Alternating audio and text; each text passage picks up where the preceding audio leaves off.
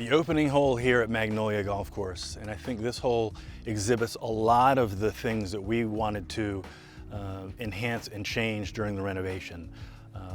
First off, the fairways. A lot of the fairways were very narrow, so we've widened a lot of the fairways. So there's a little bit more room off of the tee from a fairway rough perspective, even though the corridors stay the same width.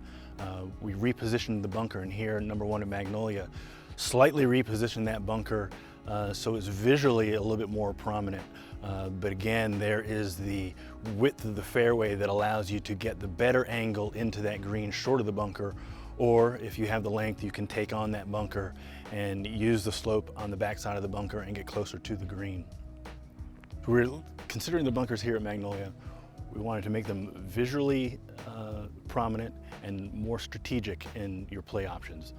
So with the width of the fairway here, we tweaked that bunker slightly, reoriented it so the fairway width would allow for angles working on the far right side of the golf hole or to the left.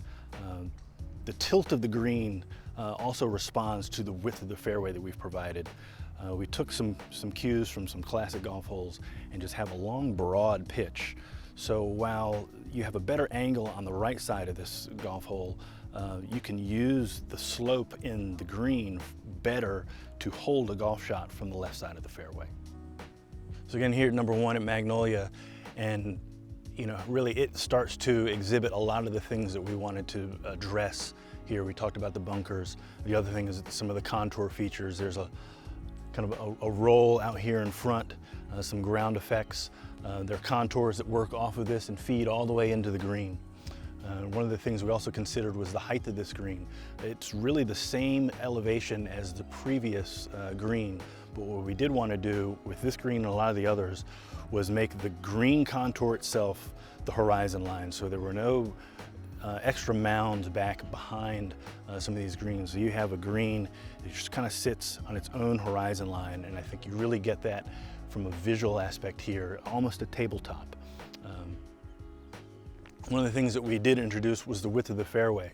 So as you're playing, you can go to the right and have kind of an opening into the green, but the way that this green is contoured and tilted, it actually receives shots here from the left.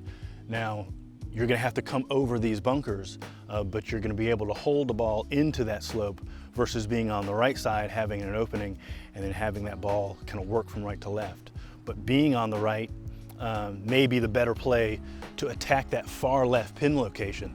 Obviously, you've got this bunker here, this kind of front and center, but the contours of the green will allow a shot to be played way to the right and work and funnel back into the left. And again, one of the things we did with a lot of these bunkers was provide an open approach. So I've got a putter here, and one of the plays that you should always have here at Magnolia is to use the ground game and to be able to run a ball right up the slope and onto the green. If you hit it hard enough and get it up and over, their slopes, they're gonna work balls down to the left. Of course, that same contour that helps a player access this back left pin location is also a contour that helps defend conservative play. As this green narrows back to this back location, or a ball doesn't have enough weight and gets sucked down here, now you have this little tiny contour to contend with to get to one of the back pin locations. Another contour here in this green is just this little bowl feature here. It allows a player from the fairway to play away from a lot of the danger and work balls off of that feature and work back in towards the pin. It is also a protecting feature for some of these back pins here. You got to get it up over that slope and over that contour to access this back pin.